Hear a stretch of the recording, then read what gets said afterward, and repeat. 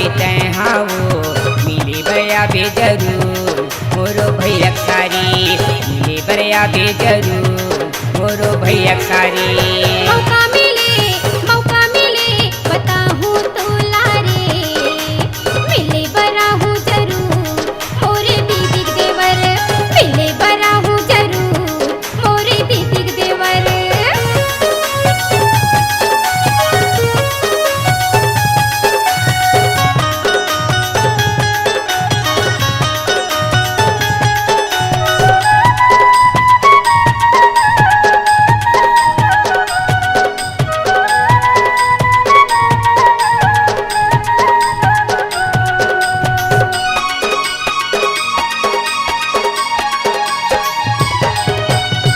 पतरेली अलबेली दिखे चांद चकोरी वो बनिहाले झूलते हावे तोरे मुड़ के बेनी वो।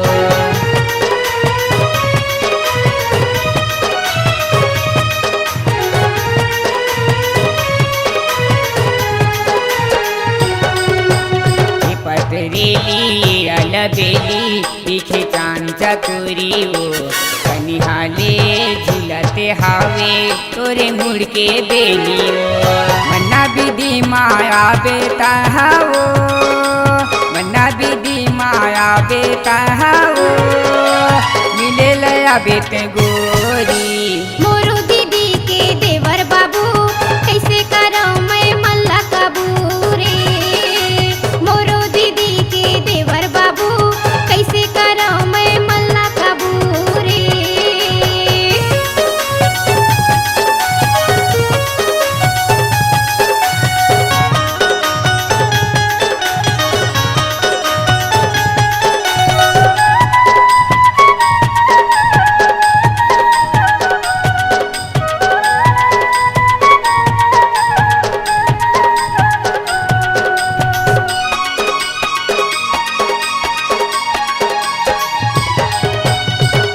देखे बर मन मोरे होथे नहीं मिले मोला मौका रे आही भोरम देव मिला गा बैया मिलना हो ही ठौका रे।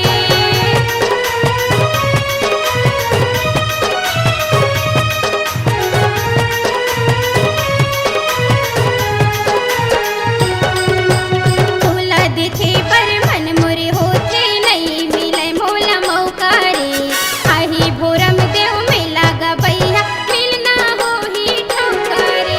गार्डन के तीर माँ आहूँ मैं हारे गार्डन के तीर माँ आहूँ मैं हारे मिले लाया हूँ जरूर।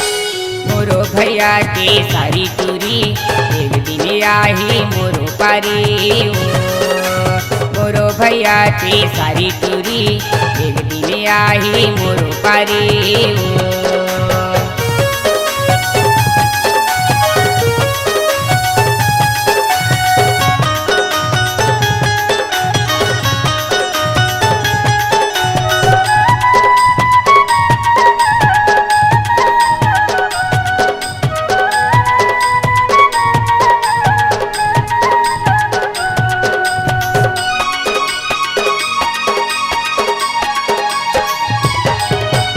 बिलासपुर के कानन पिंडरी चलना दोनों जाबुन वो किसम किसम के चिरे चुरगुन देखेला हम पागुन वो।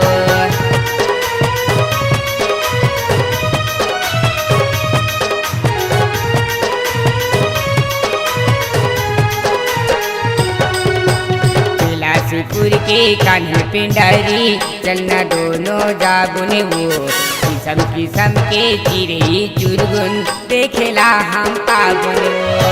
हमन देखबुन हिरन मिर्गिन वो हमन देखबुन हिरन मिर्गिन वो संगे मफुटू खिंचाबो। मोरो दीदी के देवर बाबू कैसे करो मैं मल्ला काबू रे मोरो दीदी के देवर बाबू कैसे करो मैं मल्ला काबू रे। मोरो गाँव माया बेटा हाँ वो मिले लया बे जरूर मोरो भैया सारी मिले लया बे जरूर मोरो भैया सारी।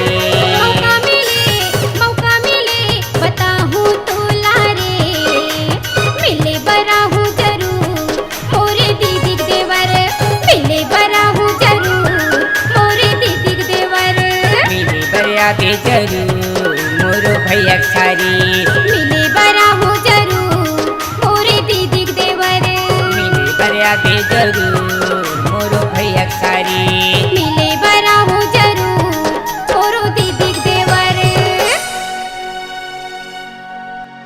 आप अपनी आवाज को एक नई पहचान देने हेतु मल्टी ट्रैक डिजिटल रिकॉर्डिंग कराने हेतु हरिओम स्टूडियो में आपका स्वागत है। हमारा पता है पुराना सरकारी हॉस्पिटल के सामने शुक्ला बिल्डिंग कवर्धा।